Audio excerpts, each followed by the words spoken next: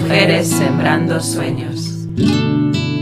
El podcast donde cada historia es una semilla. Bienvenidas al viaje. Presentado por Ludi Adolino.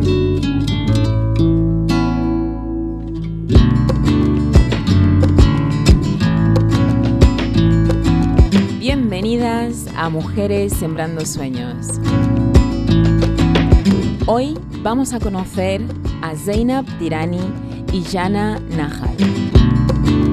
Estas dos mujeres forman parte de Maskabeh Collective, un colectivo ecofeminista árabe situado en el Líbano, donde trabajan para crear un espacio que permita comprender el funcionamiento del patriarcado en su acción de desconectar a las mujeres, personas queer, refugiadas y comunidades marginadas de sus lenguas, cuerpos, naturaleza y patrimonio cultural. Zeinab y Jana están aquí en Barcelona para participar en las jornadas internacionales llamado Memorias ecofeministas.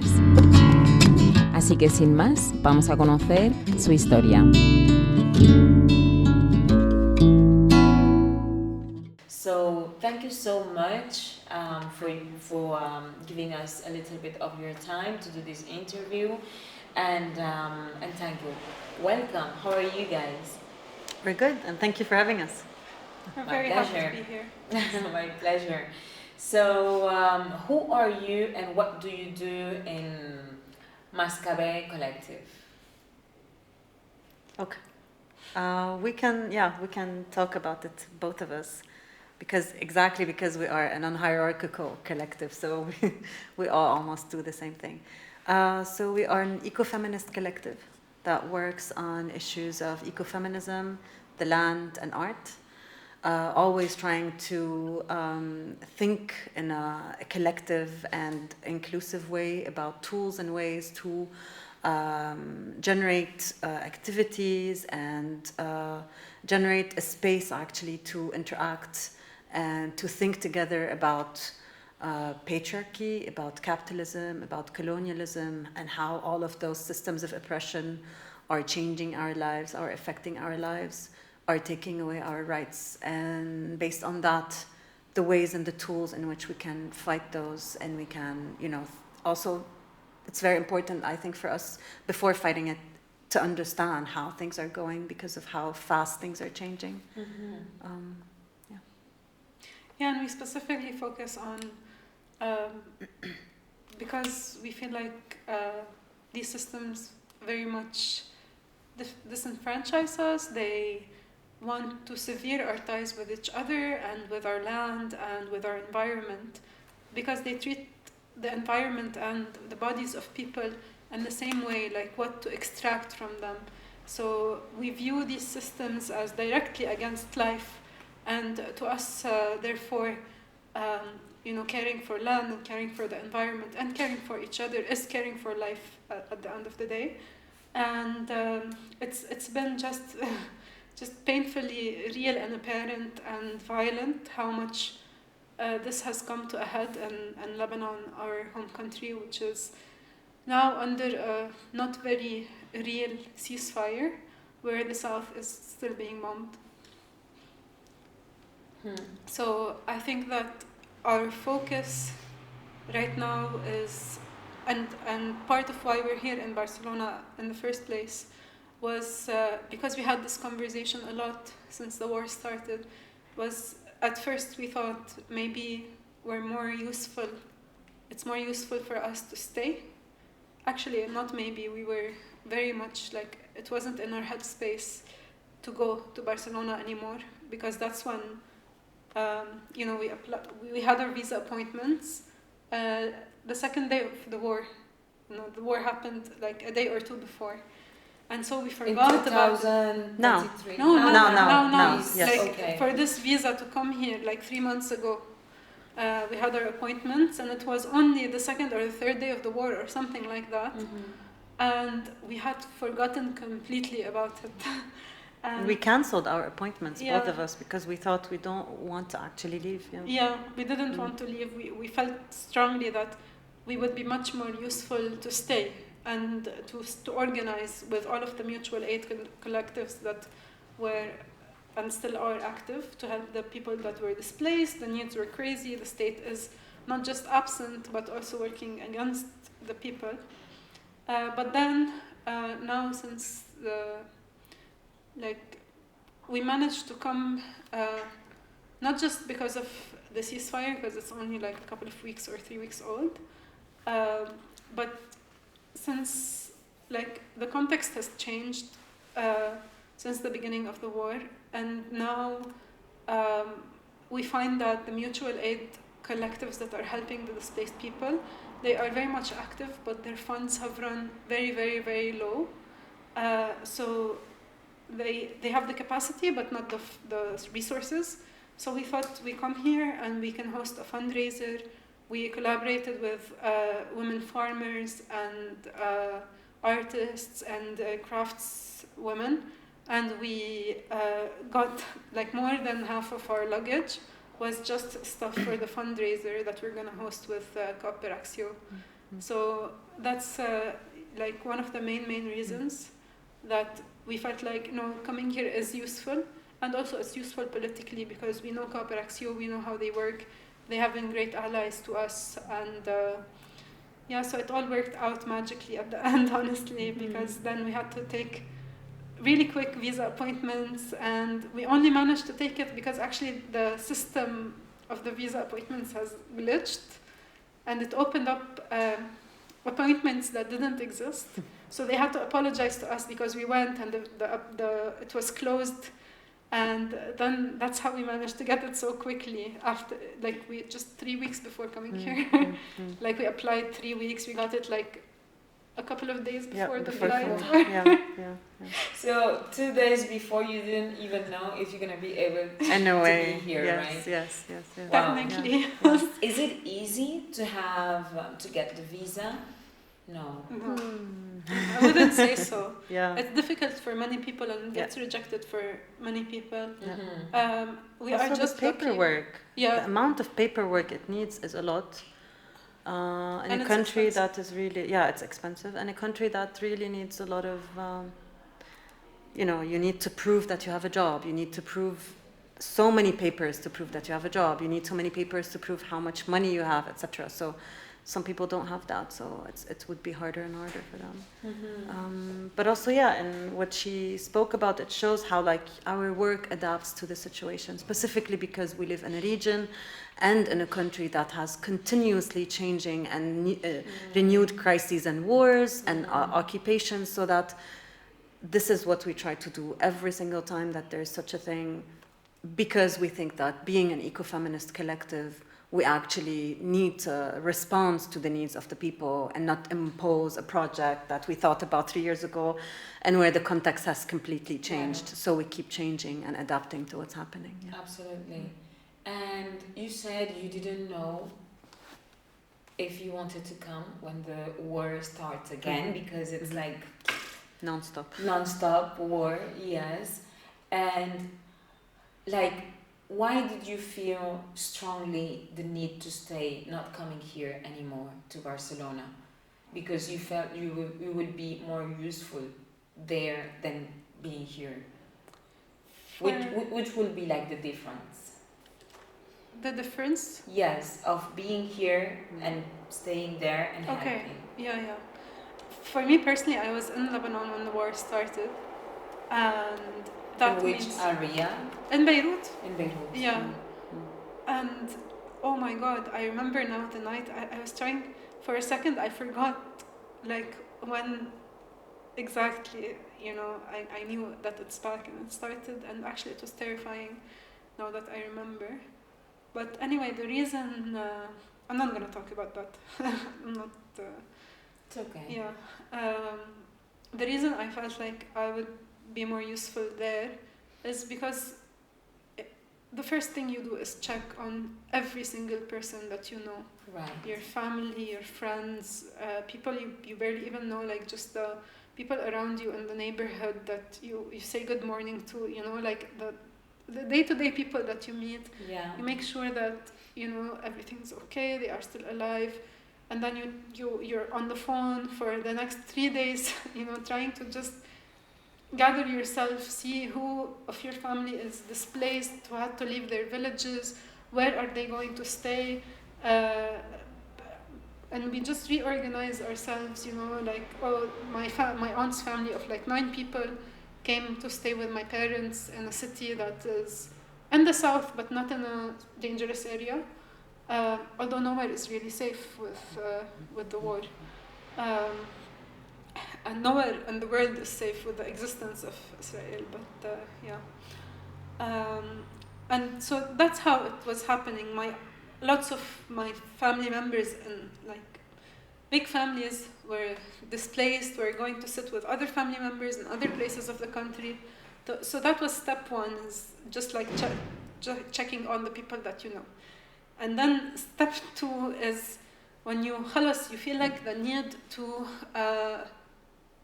support the masses of the displaced people that you don't know, but that have this need, that they were staying in tents. They were actually, at the beginning, it was very messy how they would come. Lots of the rents immediately spiked, not just double, triple or more the prices of the normal rents per month. And the problem is that they also ask you to pay 3 months in advance, 6 months, a year.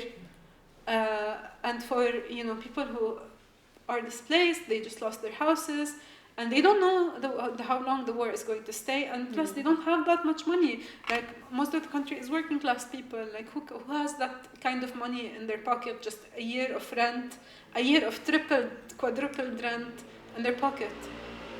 So a lot of the people either stay in shelters or in tents by the sea, and the state didn't want to open schools as shelters because, like, the last war, it opened over 200, actually close to 300, and this war it only opened 80 something for the longest time, with the excuse that, you know, children have to learn.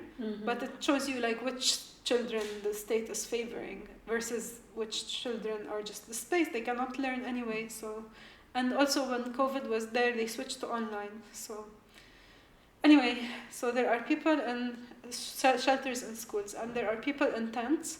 And the people in tents, sometimes the residents of this area where they settled, they don't like that they are there, so they kick them out. So they have to again find another place. And some people were sleeping on the streets. They didn't even have, you know, tents. So the needs were insanely great, and that's like, you immediately need to organize.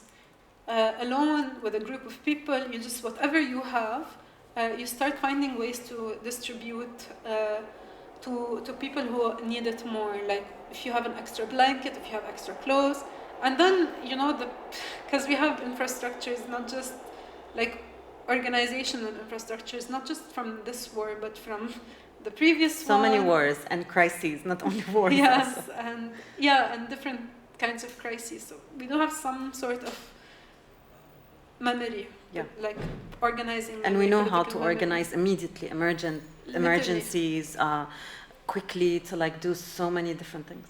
Yeah, so a lot of the ones that were, we see this as one continuous war that started in 2024, and it's tied to Aslan, the October 2023 war. Right. Yeah. And that for a while kind of stopped, but then now it's a re-escalation. But we see this as one continuous war. So in 2024, lots of emerging mutual aid groups started organizing on a neighborhood level, and then city, then state level. We are really doing the work of the state. These were immediately people who were ready to start doing this work again immediately, since day one. and but you know, like, they do amazing work, we do amazing work, but then the need is much greater, honestly. My next question is connected to the NGOs that are there working and helping people. What do you think and how do you see these NGOs doing their work? It's like, it's what people really need, or they can do something different or better? So maybe we can start with a critique of the NGO system. Okay. Yeah, I mean, of course, NGOs are very diverse around the world and in each context, specifically in our context, without us generalizing, right? Let's say the majority of the NGOs, or the way that the NGO system works, is quite unproductive, let's say. And unproductive in specific ways that I will explain. Actually, it starts from the fact that the state does not exist. Because before we talk about if NGOs are good or not, why are they active? Why are they there? Because the state does not exist. And this is the biggest problem. And specifically in Lebanon, it's the case because it is a country that was created by colonial powers in a way that wanted it to be dependent all the time on colonial powers, on whoever is strong at whatever moment and period in history. So this is why this is a very small country that has a state that has always been weak. We only have literally almost 10 years, like from the 50s until the 60s, when we had some form of a state that constructed some forms of institutions at the levels of public housing, a little bit of agriculture here, a little bit of educational system and health system there, and then the disappearance of the state up until now. In addition to the fact that we have an Israeli occupation in Palestine, but also continuously trying to occupy Lebanon off and on, even when it wasn't occupying, it was also just launching wars, and also the civil war. So since the beginning, since the start, this was a country or a state that was not allowed to be an actual state, an actual, let's say, let me remember the name in English, welfare state. So it never was able to be a welfare state up until the 90s, when the war actually ended, and we have the global, let's say, creation and launching of the NGO system in the way it is, we know it now. And this is when the NGO started to, like, you know, exist in Lebanon, and the state felt so comfortable. The state felt that this is good, somebody's taking away our responsibilities from our backs, right? So this is what the NGOs have been doing. But also, on the other hand, we have a problem with them at the level of depoliticizing the struggle, at the level of compartmentalizing struggle. So feminism alone, ecology alone, education alone, instead of looking at them as, you know, one connected problem of, you know, like people's access to rights and services. So also they have commodified political activism. And professionalized it as well. Exactly. Like made it into a career that, you know, you get paid for your activism, and that then it sort of invisibilizes other forms of day-to-day activism that people do all the time.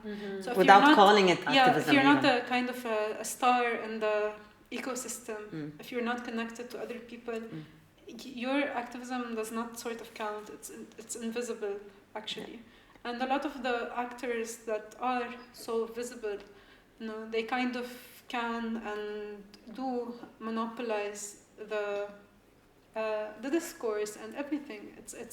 It's become so disconnected from the actual people, because the people who work at NGOs, they tend to make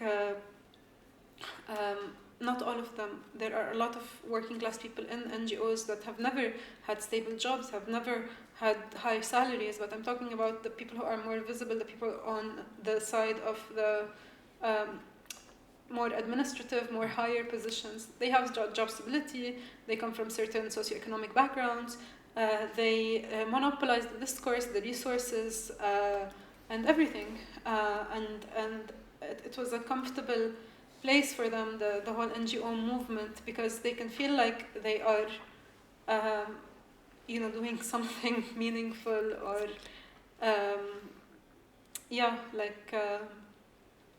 but it's just insane how much NGOs that the country has. For a tiny, tiny country that's not even visible on the world map, it has a very high saturation of NGOs, and they're still the NGO system itself. It actually doesn't want to solve problems structurally because it needs to reproduce itself. Exactly. It needs to still justify its existence. Right. So they want people to be dependent on them so that they can get more funds. And it's more about sustaining the system than it is about solving actual crises. In the sense they don't want the state to do its job. Exactly. Instead of pressuring the state to take responsibility, because no single human or group or NGO can actually solve the problem of housing or education or right now the war.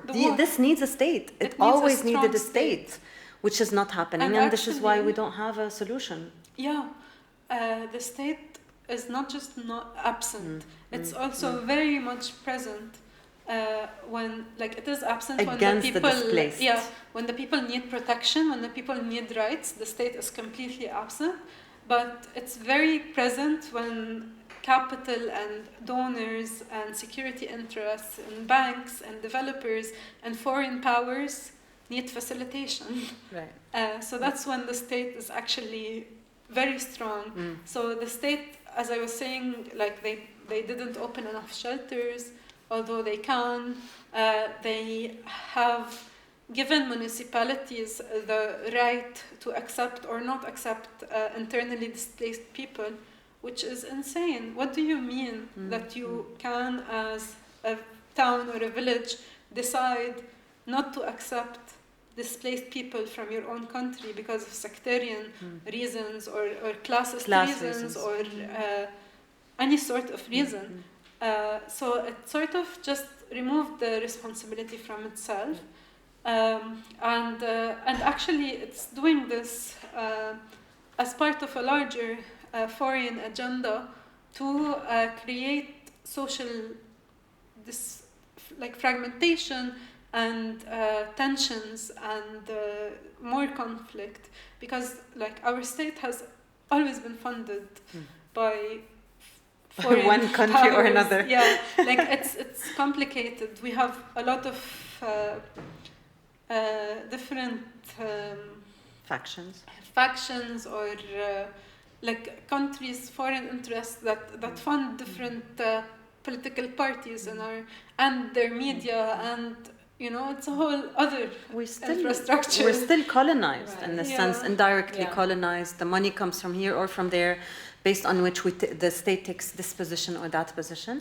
And just to kind of contextualize what she's saying, for you to understand how big the problem is, this is a country of 5-point-something million, where we have 1-point-something million displaced. This is not a small problem. This is a displacement of more than 1/5 of the country. So everybody needs to participate. Every single region has to participate, while right now the state is only opening displacement shelters in the regions that are politically, from a political, sectarian, meaning religious, and also class perspective, similarly to the majority of the displaced, but also allowing, as she said, municipalities, so towns from a different background or for any reason, to say we do not welcome the displaced here.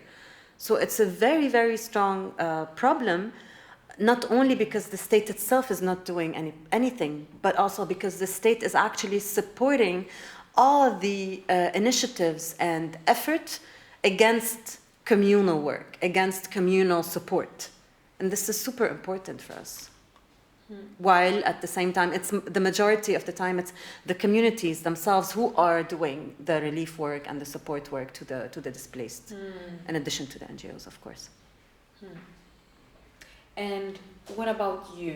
How is your day-to-day life in this context, in this reality, with this war, and also your war with Maskabeh, because it's also a way to defend the things that are really valued for you. How is like your day-to-day life? So I think first of all we should be thankful for therapy in all its forms, whether we're talking about paid therapy. So, yeah. Okay. I know it's not easy. I cannot imagine how you guys are dealing with that. Definitely thanks to therapy, what you just said. Yeah, I mean, I was trying to say like, paid therapy itself, but also the way in which we deal with each other in the community. How we make things easier for each other. I think, all we have is each other. That's what we learned, I guess a long time ago, but it just, becomes a nail in the coffin, sort of how we really, as a whole people, shab, we don't have anything to believe in. We don't have the state, we don't have any national identity either as well, which is like, with all my critique of nationalism as a movement, but it's important to have some sort of identity or some sort of common history. We really don't have that.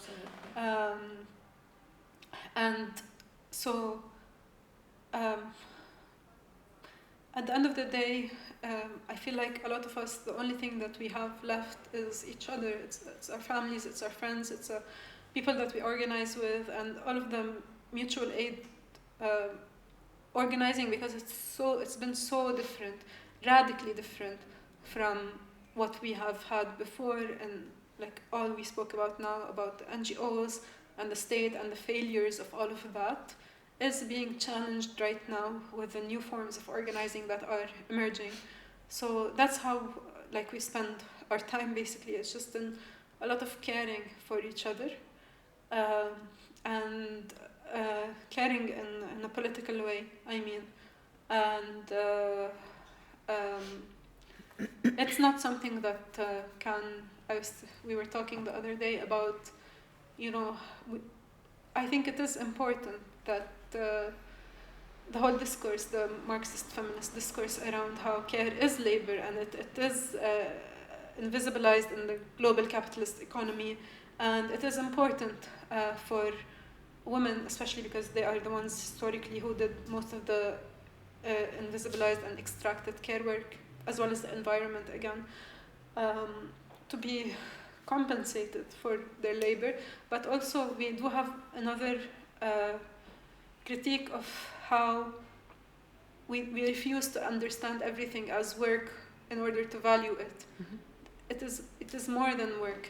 Non-work can be valued, like you were saying. It's taking a nap. Yeah, it is something that cannot be valued. It is something that is above that. So we also want to abolish work, actually. Mm-hmm. And based on this, like a lot of our work, as I was saying before, we adapt to what's happening. So in the sense also that during crises, if we feel that we can't take it anymore, we just stop. We can't do it. We're just like, okay, in the spirit, we can't work on this. And this is needed because we cannot be producing non-stop without us thinking about ourselves, but also about how the work is going to look whenever we're producing it and we are feeling bad or we can't do it.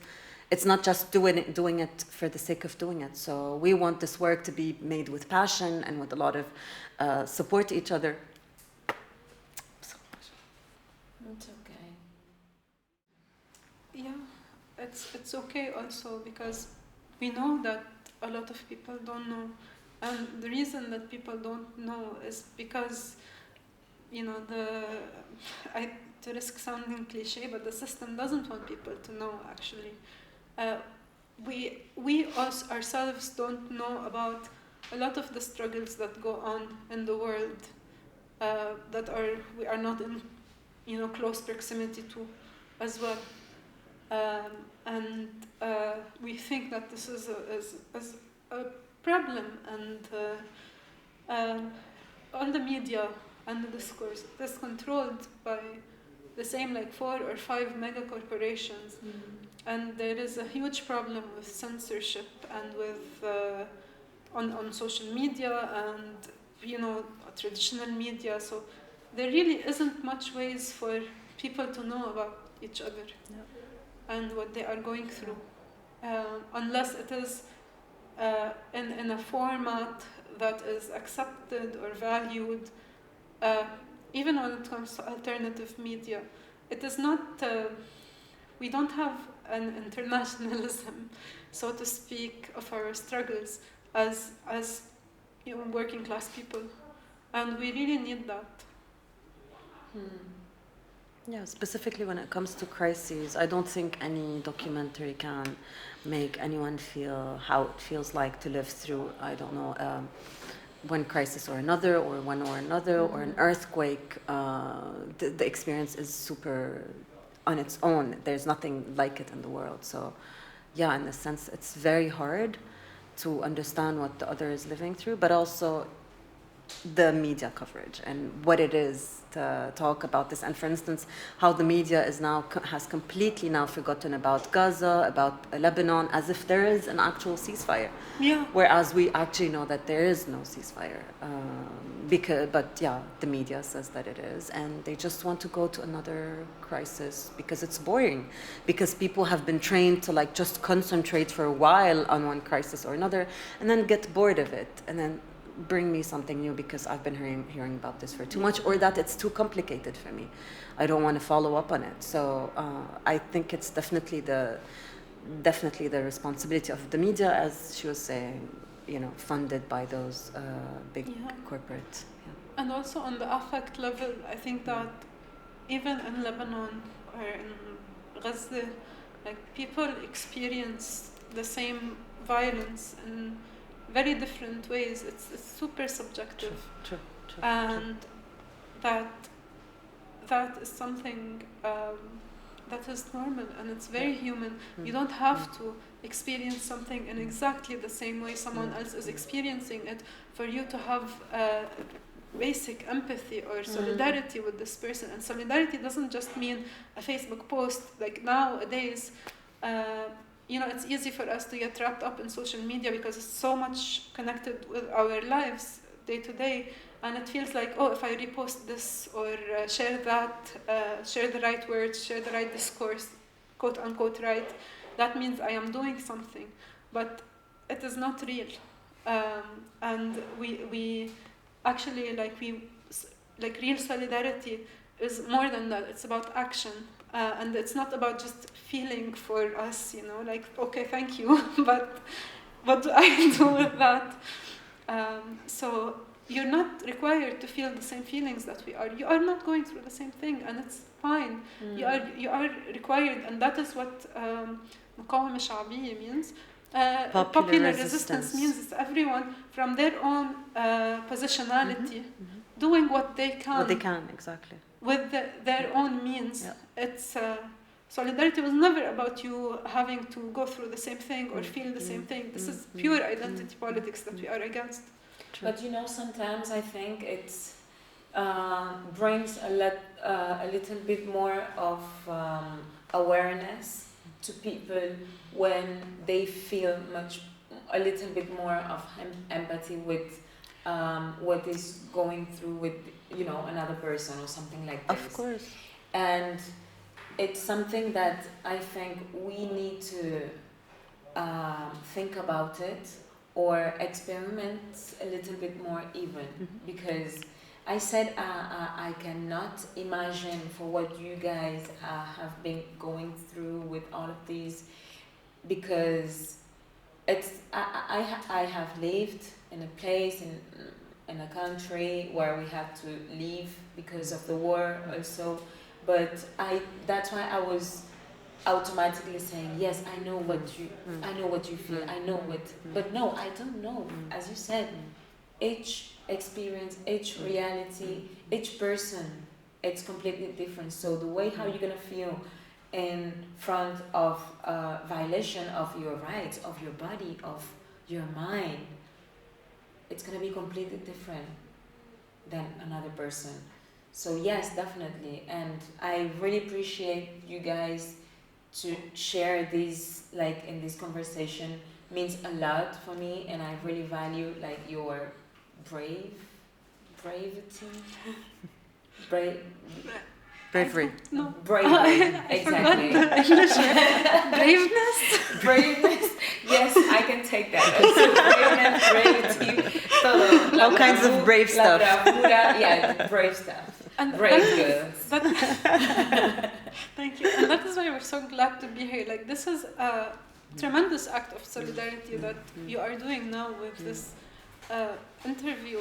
And we really appreciate it. And we think, we were talking in preparation, and you told us about like what are the baby steps that matter for us, and it is exactly being in this kind of space, and the fundraiser we're doing here, and the work with Cooperaxio, and we see everything that we do as slowly, cumulatively building, and not to do anything that's out of context. And also it links to the fact that why we actually finally chose to come at the end, which is knowing that we're coming to Spain. Yes. I don't think it would have been, I'm sure it wouldn't have been the same if we're going to Germany, for instance. Of course not. No, right? We would have totally not even applied for the visa. We're like, why?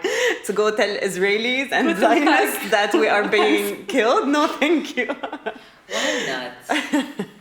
Not all of Germany, fine. Yeah, of course. Yeah, I know. But The general atmosphere. Yeah, the general atmosphere is completely different. I mean, of course, and not all of Spain is probably supportive, but at least there's a majority, and the groups that we're working with are taking such a position. So it also, helps a lot to know amongst which people, what kind of, politics are we going to be.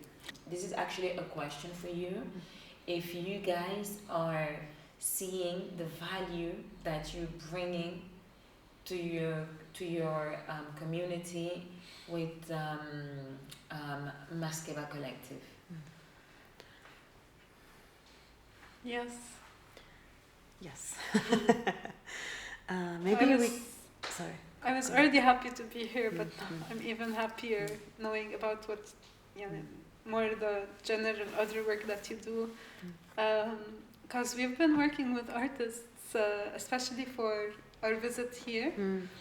We're collaborating with a big number of artists for this. And that was amazing. It was so heartwarming and affirming for us.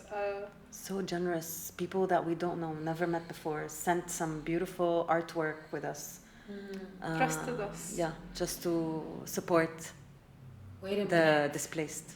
You guys, you said before, you bring a lot of things, right? Yeah. Some of them are artwork. Most of it. Yeah, most of it is artwork. Some people offered a $200+ worth of a drawing, a painting for free, and she said, "Go and sell it there," because she knows that the money is going to the displaced. Right. Yeah.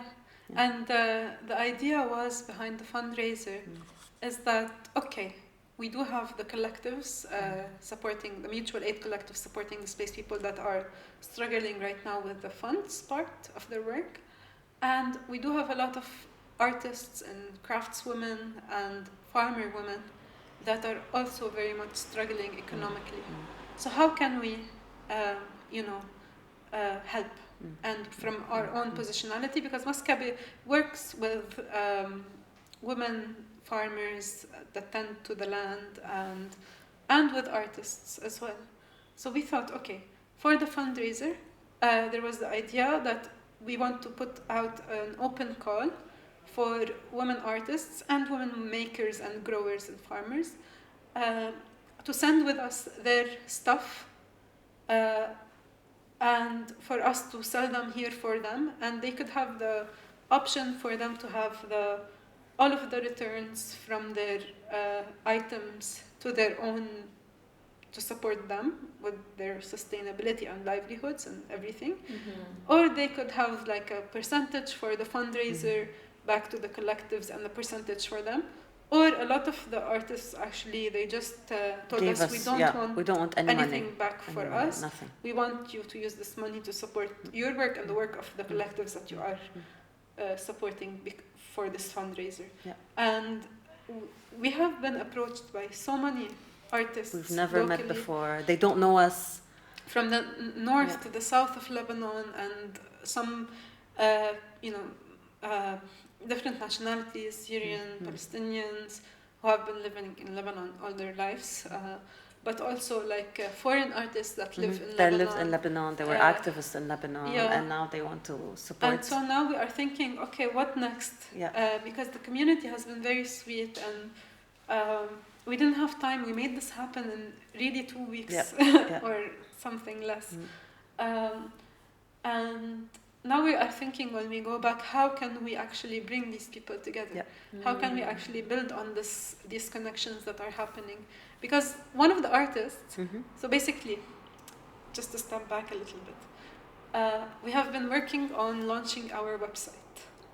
And so this artist called Jana, she created our new visual identity. And it was a really amazing process with her.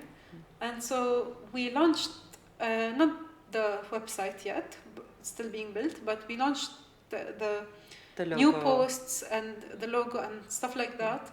The call for the artists to participate in this was launched with the new visual identity elements and design, stuff like that. So one of the artists that contributed her work was inspired by this new visual identity that another artist that also contributed her work with us. So it's just becoming this, really heartwarming circle of people working together in mysterious ways because they didn't, So we're hoping we can, when we're back, we can work with them, we can find, try to create a moment of meeting, of thinking together about what to do later, knowing that most of them are also under a lot of economic stress, but also all of them have this, let's say, will to support the community, to do something communal. So in this sense, we want to work together and see how we can do that. I would like to collaborate also. So feel that's free beautiful. to contact me, and really happy to see what we can love do to. and how we can do it. Now it's my turn to cry. No need to cry anymore. We have it here. You have. So I have more questions actually. Okay. I would like to know a little bit more about Maskabeh Collective. I know you guys are doing a lot of things. You have like a lot of sectores, partes, ¿no? De trabajo. And so do you work just with women? Do you work with kids? Do you work with like the whole community? Or do you have like preference of, okay, if we have to help someone or a group of people, they have to be women, they have to be in this. How do you work in that context?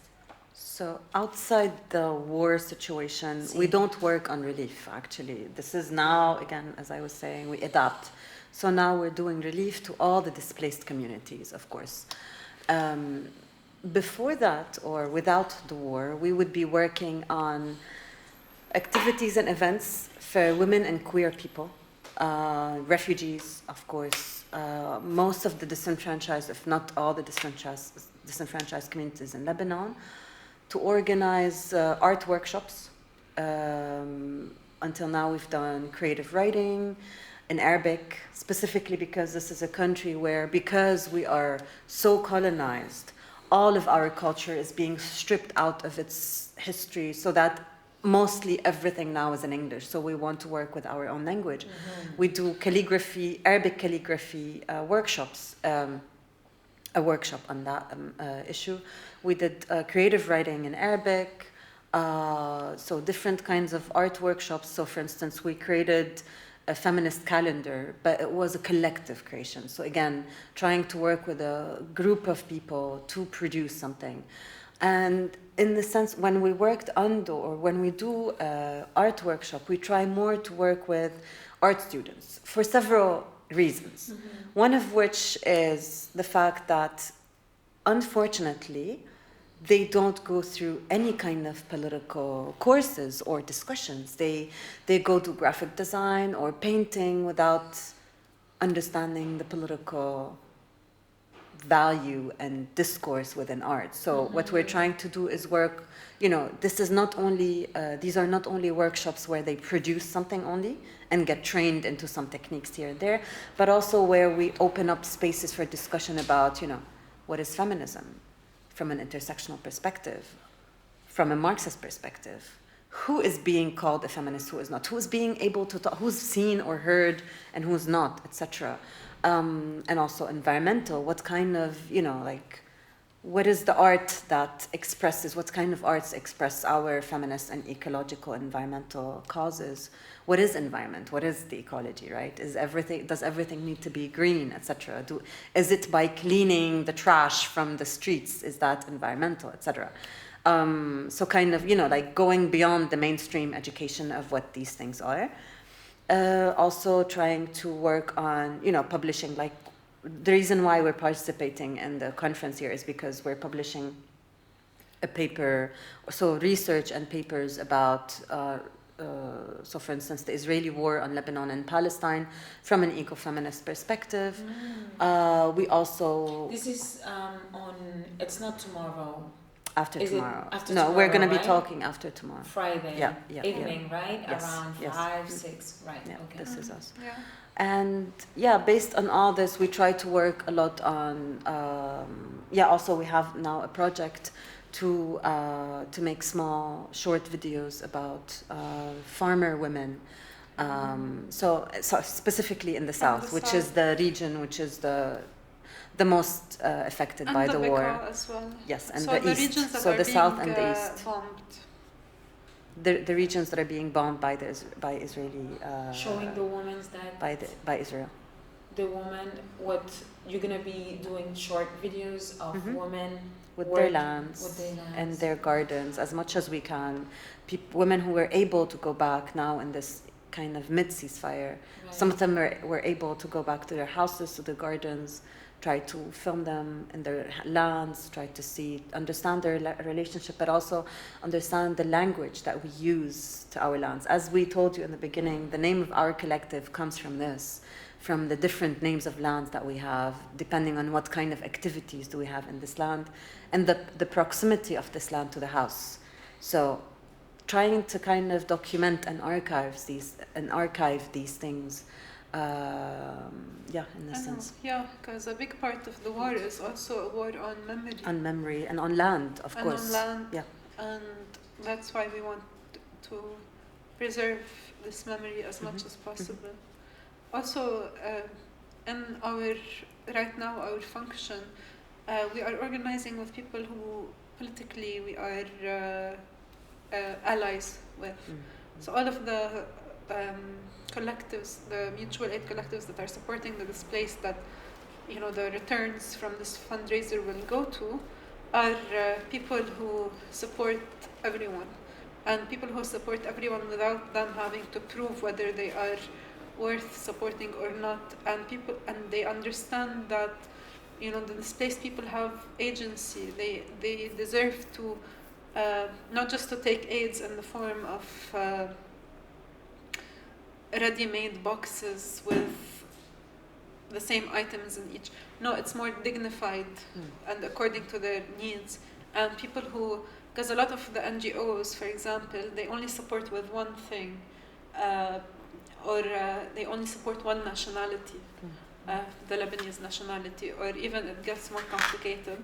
And the mutual aid initiatives that we work with, they don't have this criteria for selecting who is worth being helped or not, whether you are displaced in a tent, no matter the nationality, because we also have not just Lebanese in Lebanon, we have so many different nationalities and different levels of disenfranchisement, and especially, for example, the migrant workers that come to Lebanon, they really have no one. They become so abandoned, so just politically we work with people who we are aligned with and who have this approach to help. No questions asked, no reason for people to prove to them that they are how much they need help, or that they have to register and then wait, and they take all of these people's data, and they don't know, the people don't know when, you know, the help will come to them, or that, and they just, you know, like, they don't know what their data is being used for, and that's not the approach that the people that we are collaborating with or us have. So, yeah. And I guess this is like one of the difficulties that you find in your day-to-day or doing a project. Do you have like any others barrier or difficulties that you find while you're doing your job or executing a project? So first of all, for us, this is not a job. Each one of us has a job. She's jobless right now. Applying for a job. I'm cute. I'm cute and professional. Let's say very much. I love to work all the time. She's in between jobs, knowing that the new job is not there yet. So this work. And what do you do? Like, I mean, I'm a project manager, coordinator, researcher, whatever you need, I will do it. Okay. And unfortunately, I think, maybe fortunately, unfortunately, I don't know, that I just got sucked up into this NGO sector, actually. And I try to find so this is the sector, and this is the needs of the people, and in some tiny little Venn diagram, like they intersect, and I try to work in this tiny little spot. So, yeah. And you end up tired, maybe, or? I end up having, maybe I shouldn't say this live, but I end up having political problems with the workspaces that I'm in, and then they either fire me or I leave, or. But this is redacted, please. Yes, no, don't worry, you can cut it. But yeah, I do feel what you just said. I was also working when I left I had to close the gallery because of COVID and blah blah blah. And they contact me to work for an NGO doing what I've been doing, and I was like, oh, this is nice, but I end up also a little bit like still doing things with them because I need to do projects, I need to work, you know, so, but it's like, okay, oh, you're doing this, I know exactly what I'm bringing to the project, and it's a value that, okay, it's gonna bring something good, you know. Yes. But yeah, it's not easy at all working with people that say, oh, I want to help other people, but they have their mentality or their political things doesn't go with your principios, no? Yeah. The way how you connect with your soul and the things that you believe. Exactly. I know, I understand. Sorry. No, I thought you of was about course. to say something. What was the question? The difficulties and the barrier that you find. We're not. And you were saying, we have our job and this is not the job. So this is not a job for us. This is our political work. This is somewhere where we get to actually psychologically feel better also, because we feel so frustrated from our jobs or the way that things are working. And we want to we wanted to create a space where we can actually do whatever we couldn't do in our jobs or in life in general. So this is a place where we put a lot of our passion, a lot of our political and social thinking about how we think, we dream that things should happen. We work, as I was saying before, we work as much as we can, specifically in the crises. This is a space of, sometimes when you're under a lot of pressure and stress, working helps you. Sometimes it's the other way around. So it depends how we're feeling. We try to finish our work based on this. We try to also support each other to be able to do this. Specifically because we know that this is something that's going to help other people and support the communities. So You also took the political decision, and I think this is a challenge for this work not to be our main waged labor. for it not to be something that we have to do in certain ways, and for us to be able not to be employees, so therefore we have to get funds even if we disagree with the funder or something happens, and then we have to execute projects even if they are not tied to reality anymore, because the context changes so quickly that sometimes you have to scratch the whole thing and put it in the trash and think of something else, like when which the we've war been started. doing most of the time. Exactly. We just changed the whole project, and we tell them this is not going to work now. We're sorry, we're not going to do it, and we tell them you can take your money. Yeah, we're not going to do this project because now there's a new spend... crisis, or the crisis that we were talking about doesn't exist anymore, so we're going to change. Yes. So in a way it is a challenge, because that makes like we don't have much resources. B, it becomes much more difficult for us to work when we don't have waged labor to sustain ourselves.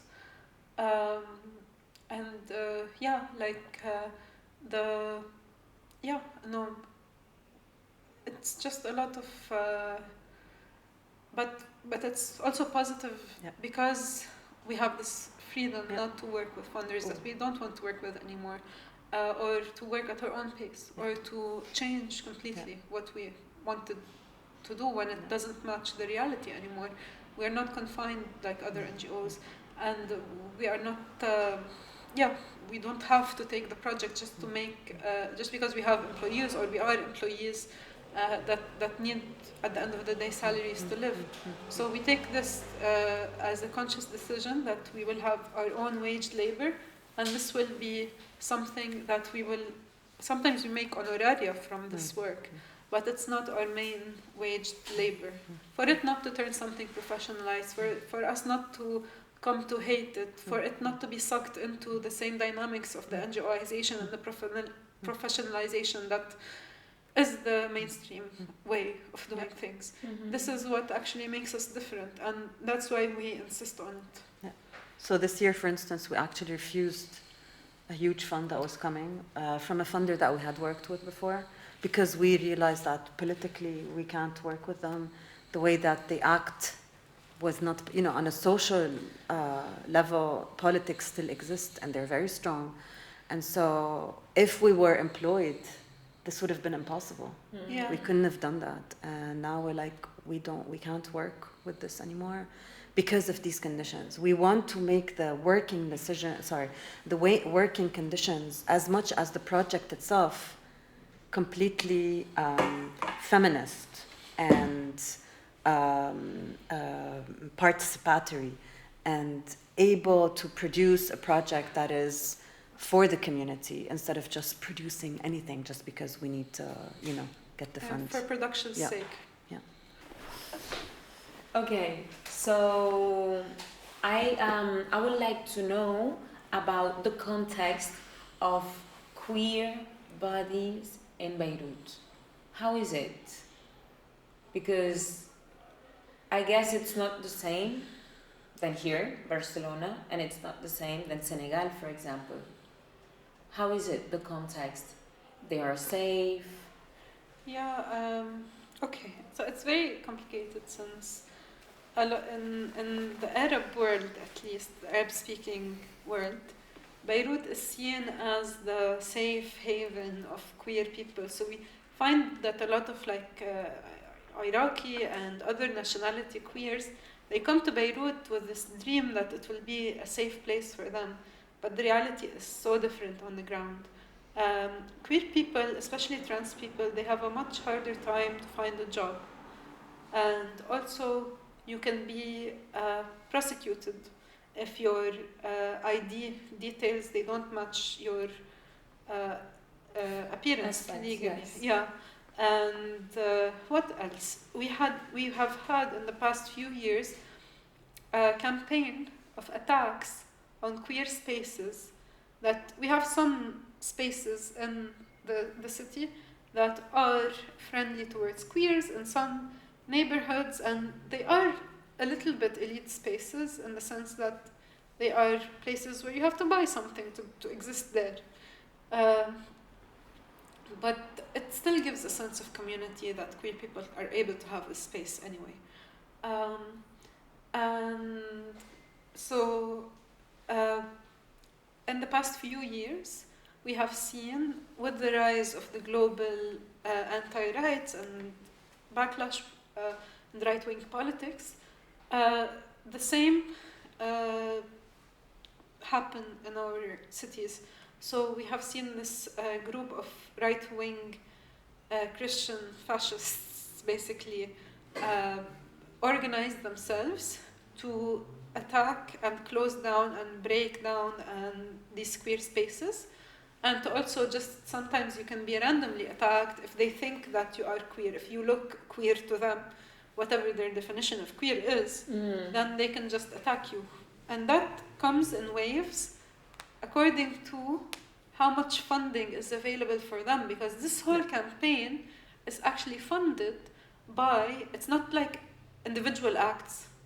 It's funded, this group is funded by Sahnawi, who is one of the biggest and the only maybe self-proclaimed and announced Zionist in Lebanon. Yes. He's a Lebanese Zionist. He owns the SGBL bank chain. He owns several banks. Was he a minister at some point? No. Oh, okay. No. Sorry. And and now he has been rumored to be dating Megan Ortegas. That's her first name? Yeah. The US envoyé to Lebanon. Yeah. Who is also very Zionist, who was who had this Star of David necklace while shaking hands with the president, and who is very one time she said about a huge demonstration that happened in, what do they say, commemoration of martyr Nasrallah, and there were millions. Actually, there was maybe thousands. Thousands. Not millions. Thousands of people gathered in the city in Beirut for the funeral. Let's say of a couple of martyrs who were kind of like the top he was the leaders of Hezbollah, and so there was this whole thousands of people mourning his death, and her idea, she said, bomb them all. These are just Lebanese people demonstrating, not demonstrating even, walking in the city to commemorate the death of a person, the killing, the martyrdom of and this she literally said, political leader, whether you like him or not, whether he you was like killed Hezbollah or not. by Israel. He was assassinated, politically assassinated by Israel. Because of his resistance, not because of anything else. Exactly. Even if we don't like him for anything else, they killed him for the right thing, for the right thing that we think he was doing. So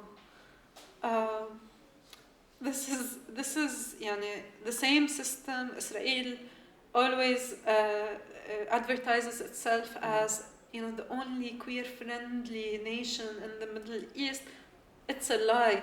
Is it friendly to Palestinian queers? Is it friendly to Lebanese queers? Is it friendly to life in general? It is not. Do the Israeli bombs differentiate between queer and non-queer people when it kills people in Lebanon or in Gaza? And also, not only queers, but also women in general, they're all getting killed by Israeli bombs. And I also remember that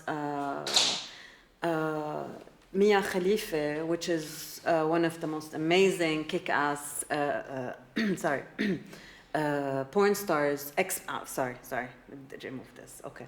So Mia Khalifa, who's a Lebanese ex-porn star, who is currently active, openly active, and quite, openly feminist, and she's an actress, and she's also a model, and quite, politically outspoken, and she speaks against Israel.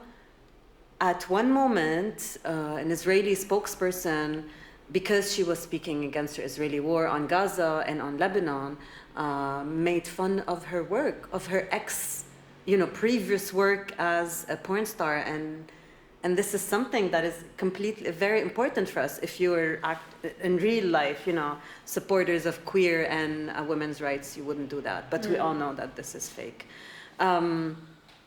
Yeah, and I wanted to continue on what you were talking about, concerning specifically women and queer in Lebanon and in the Arab region.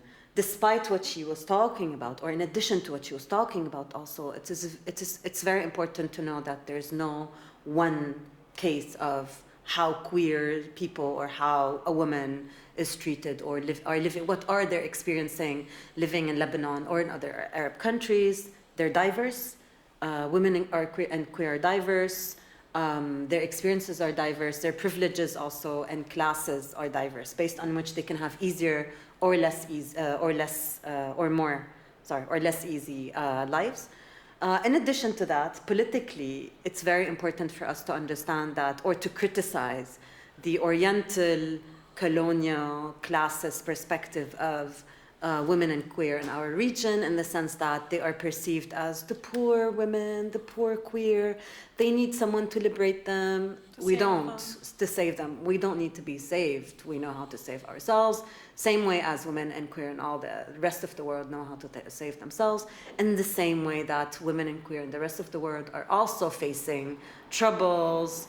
It's not that in our region their situation is bad and that in Europe it's better, or that in the States it's better. Yeah. It's not at all the case. So it's important to see that in perspective. In context, exactly. Yeah.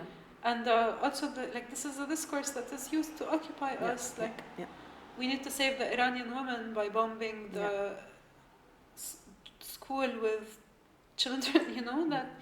And this is the same discourse in Lebanon, in Iraq, in Palestine, in Yemen, and the whole entire Middle East, and lots of other places. And the imperialist capitalist powers, they don't care about women. It is a lie, and sometimes people are desperate enough to believe it, and I understand that. But it's important for us to fight against it in any way we can. Absolutely. And we have 2 more questions left. One is, I would like to know, how do you take care of you person? Because you are doing heroic.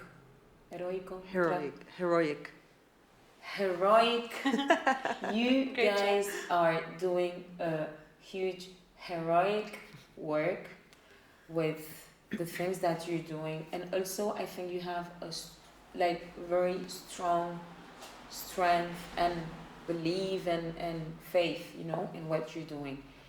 But also being a woman, being a human being, and doing a lot of things, it's important to take care of you, because without you doing what you're doing for your community, it will be a huge loss, not having your help. So how do you take care of yourself? I think it's easy to forget yourself in this context. It's easy to, give yourself to others, and to sometimes you can tend to, or maybe I can tend to, run away from my own problems by trying to help others. And I see myself as connected to the others that I am helping.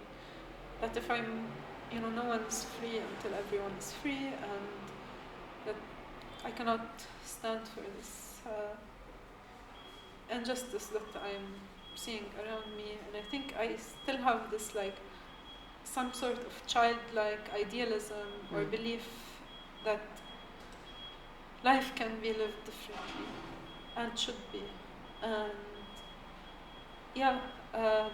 it's not easy to take care of yourself, because we work a lot against individualism and against, but it's important to not lose yourself in this process. It's important to allow yourself to change, your priorities to change, your values to change with what's happening, because what's happening is also happening to you. So I guess recently I've learned that it's okay for me to let the sword change me, let myself be changed by things, because I was struggling more when I was trying to hold on to my idea of myself and what I should be doing and what I should be feeling and what I should be whatever. And I think, like psychoanalysis has, I'm very grateful for my analyst in my life all the time, honestly. So I think, just, it is hard. It is hard. Yeah. There's no going, there's no going against change.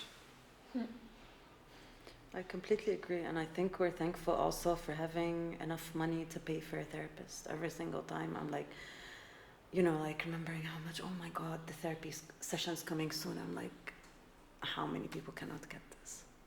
So and also for me it goes, I think part of it is connecting to the things that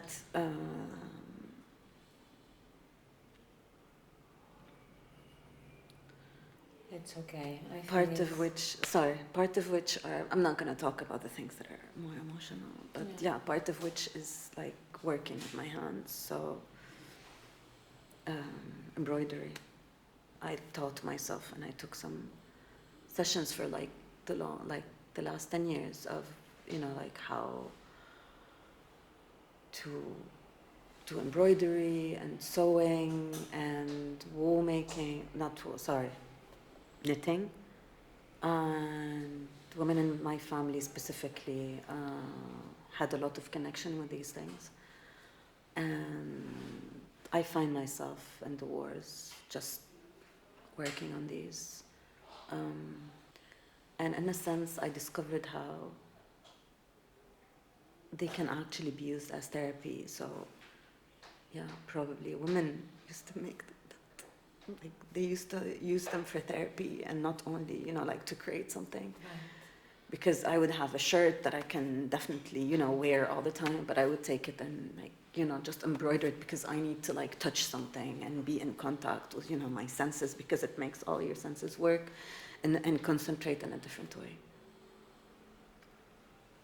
And while doing this, I discovered that this is super therapeutic, and I was like, probably this is why they used to make them also. And makes sense. So the question is, do you have any activity or something that you do that gives you pleasure and that you just realize now because for some reason you stopped doing it because of work, because of the dynamic of your life?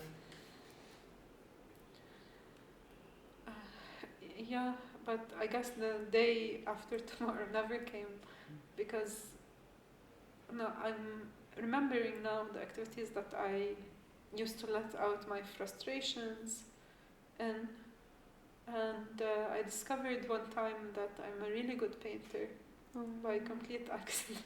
Wow. Yeah. And I've been wanting to paint again, but I haven't been able to. And I guess just to continue what I was saying about change is that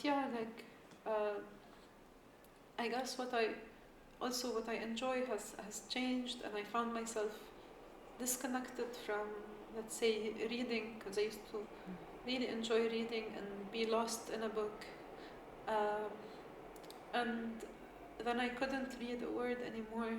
Life was really, really tough, and I think that that also made me a bit maybe resistant to change, because change can be bad, it can be horrible, but now I'm trying to accept that change can be good as well. Maybe if I just allow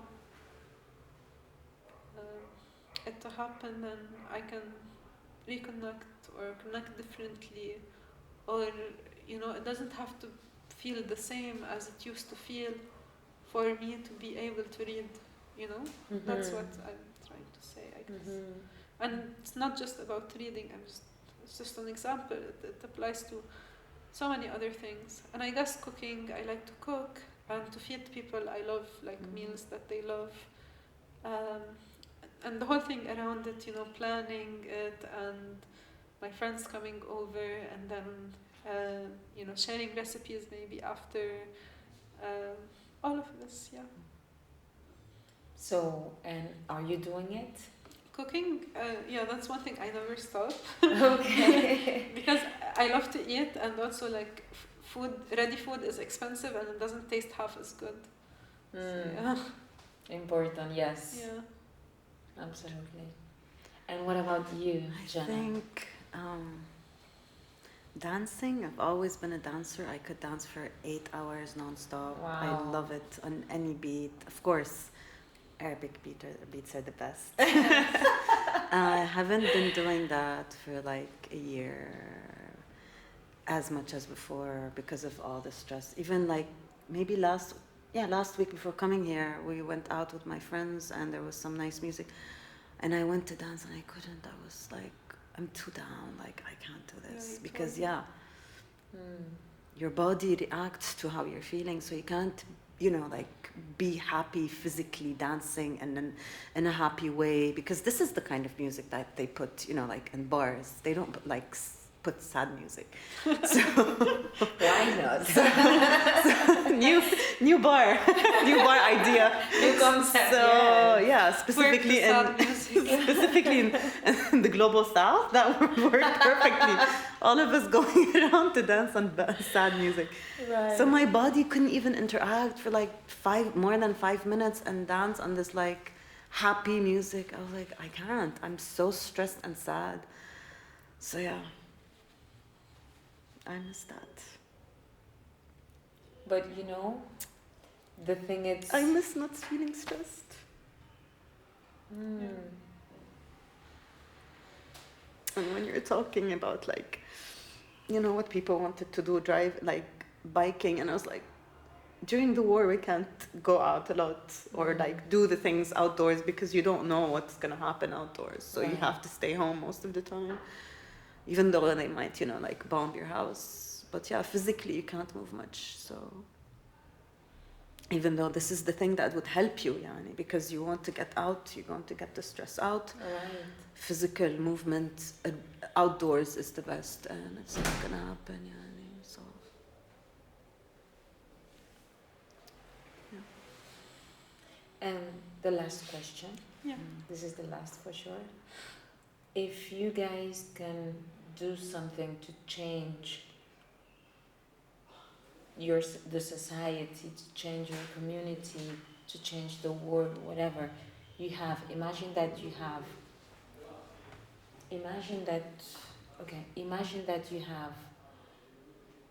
¿Todo bien? Sí, me quedé en música.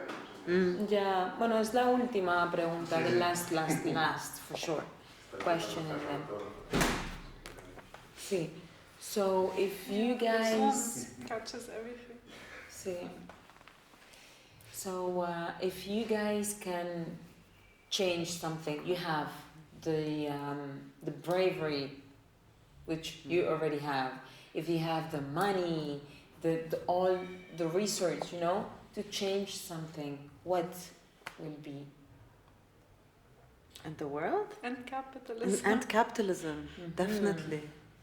Definitely. The other things will fall after capitalism, like a, you know, domino, and that would be it. No, not even one thought. Yeah. That was clear. You know, patriarchy will definitely fall because they do everything with money. We're the ones who are doing everything for free. Zionism would fall because Zionism is built on money. Nobody become, you know, like, what else do you want? Colonialism, all kinds of exploitation. Yeah, the conception of life. She started by saying, you know, like, we work for life as feminists, etc. Capitalism is destroying the conception of life. Who has the right to live?